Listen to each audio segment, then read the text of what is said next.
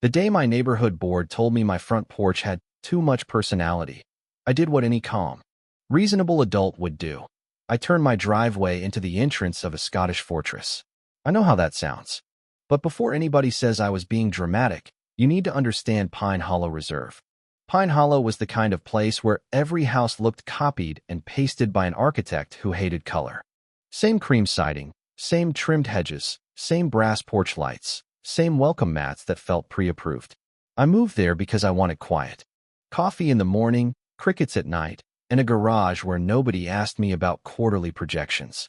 What I got instead was a neighborhood where grass was measured like evidence, and one woman with a clipboard acted like the sheriff of beige. Her name was Patricia Caldwell, president of the Pine Hollow Homeowners Council, and she had the gift of making a friendly smile feel like a warning label. The first time she came to my house, I had just finished painting my front door a deep cedar green. Not neon, not purple, not a dragon mural. Just green.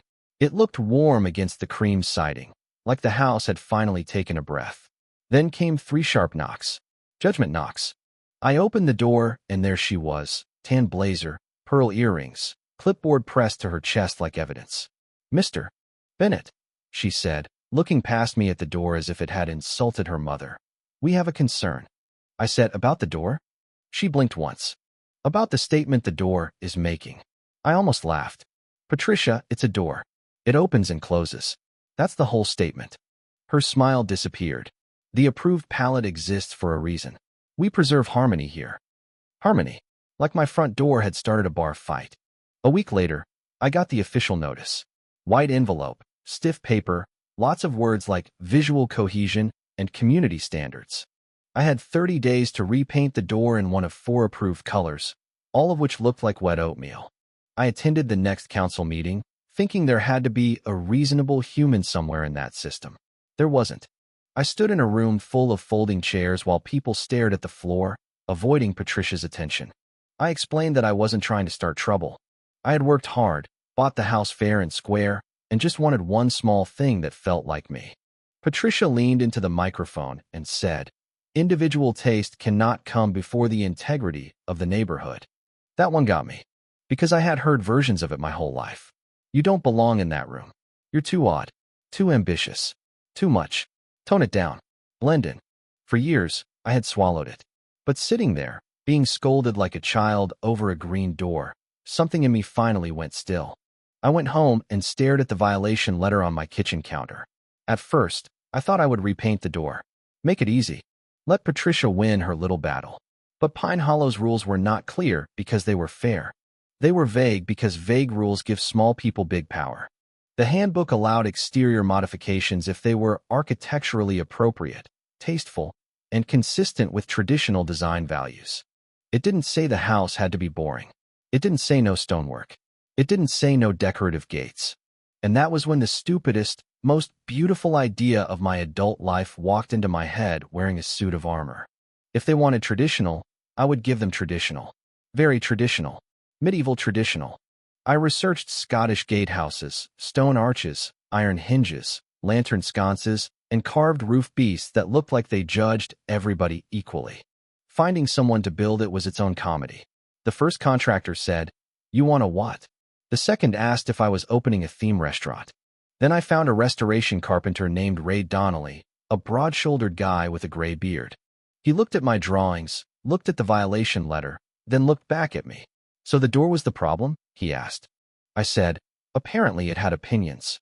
He rubbed his chin. "I've never built a fortress entrance in suburbia." Then he smiled. "But I have wanted to." Construction started on a Monday morning, and Pine Hollow lost its mind by lunch. A flatbed truck rolled in with stone. Another came with cedar beams. Ray's crew set up scaffolding, and suddenly my quiet little street sounded like a village preparing for winter in 1430. Neighbors stared from behind blinds.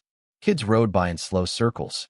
One old man named Everett pointed at the arch foundation and said, "That is the most interesting thing on this street since my garage freezer exploded." Patricia arrived around 3, walking fast enough to suggest she had left common sense 2 blocks behind. "Mr. Bennett," she snapped, "what exactly is this?" I wiped dust off my hands and said, "Exterior improvement." Her eyes moved from the stone to the beams. This is not improvement. This is escalation.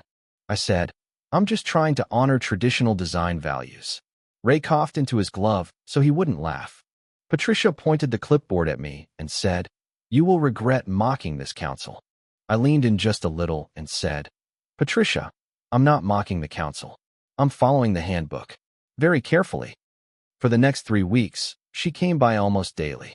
Sometimes with a board member. Sometimes with a camera. Once with a measuring tape, as if she might discover the Middle Ages exceeded setback requirements. Every visit played the same. She demanded answers. I gave polite ones. She threatened fines. I asked which rule. She said, You know what this is. I said, A historically inspired entry feature? The more calmly I spoke, the angrier she became. And I'll be honest, part of me enjoyed it. But under the humor, there was something heavier. I had spent years trying to look harmless so people would stop underestimating me. Smile. Be polite. Don't make waves. But Patricia didn't want peace. She wanted obedience. And obedience, once demanded, starts to feel a lot like a cage. The day the final tarp came down, half the neighborhood appeared out of thin air. There it stood, a 15-foot stone arch with cedar gates wide open, black iron straps catching the afternoon light. 2 carved ravens perched above it, and warm lanterns glowing on each side. A dry creek bed ran along the base with a little arched footbridge leading to the walkway. And the green front door? Still green, framed beyond the gates like a quiet little flag of surrender that never happened. I added one small brass plaque on the stone column, Bennett Gate. Clean, simple, impossible to ignore. Patricia stopped in the street when she saw it. Her face went pale, then red, then a shade I can only describe as expensive tomato. You cannot be serious, she whispered. Then louder, You cannot be serious. I walked out with a glass of iced tea and said, Good afternoon, Patricia. I took your feedback about harmony very seriously. She stared at the arch like it might start breathing fire. This is a circus. I said, No, a circus would violate the temporary structure clause. This is masonry. Everett laughed so hard he had to sit on the curb. Patricia did not laugh. She called an emergency meeting that night and packed the room with every person she could frighten into attending. She stood at the front with printed photos of my house, flipping through them like a prosecutor exposing a criminal empire. This structure threatens the character of Pine Hollow, she said. If we allow one homeowner to turn his property into a spectacle, where does it end? I raised my hand from the back. Possibly with a neighborhood people remember fondly? A few people laughed. Then the council attorney, Mr. Alvarez, cleared his throat. I have reviewed the guidelines, he said. The structure is permitted. It is permanent, within height limits, does not obstruct sight lines, uses approved natural materials, and falls under decorative architectural features. Patricia looked at him like he had betrayed civilization itself. It is a castle gate, she hissed. Mr. Alvarez sighed. It is unusual. Unusual is not prohibited. Something shifted in that room. You could feel it. The silence was no longer fear. It was people realizing the monster in the hallway was just a woman with a clipboard. Everett stood up first. My wife wanted yellow roses last spring, and Patricia told her they were visually aggressive. A younger mother said her kids had been ordered to remove sidewalk chalk before sunset. Another man admitted he paid $300 in fines because his porch chairs were too coastal. The stories came out one after another, small humiliations dressed up as rules. Patricia tried to regain control, but the room had already left her. For the first time since I moved there, Pine Hollow sounded alive. The weeks after that were surreal. People walked by Bennett Gate like it was a landmark. Kids asked if they could take pictures there with cardboard swords. A couple down the street used it for engagement photos. Someone started calling my house, The Keep, online, and the name stuck.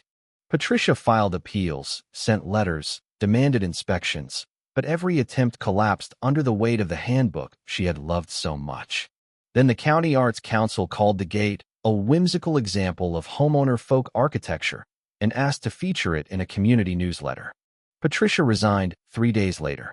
Her letter blamed a breakdown of shared values, which was a fancy way of saying people stopped being scared of her. A few months later, Patricia sold her house. The new neighbors, Maya and Jonah, moved in with paint on their jeans and a ceramic fox on their mailbox. The first time Maya saw me cleaning the lantern glass, she walked over and said, "Okay, I have heard 5 different versions of this story. Was there really a war over a door? I looked back at that cedar green door, still sitting quietly behind all that stone and iron, and I said, not at first. At first, it was just a door. And that's the part people miss. It was never really about paint. It was about who gets to decide how small you have to make yourself so someone else can feel in charge. Maybe I went too far. Maybe I could have handled it with a lawyer and a polite letter. Maybe building a fortress gate over a front door dispute is exactly the kind of nonsense people point to when they say neighborhoods need rules. I understand that argument. I just don't completely agree with it. Because sometimes the bully is not the loudest person in the room. Sometimes the bully is the one holding the rule book, smiling like they're doing you a favor while they erase every little thing that makes you human. And sometimes the only way to make people see how absurd the cage is to decorate the cage until everyone stops and stares. So tell me honestly, was I wrong for turning a petty rule into a public spectacle? Or did Patricia get exactly what she had been handing out for years? Have you ever seen someone use standards, tradition, or community values as a weapon against people who just wanted to live their lives? Drop your thoughts in the comments, because I promise you, somewhere out there, another clipboard is already looking for another green door.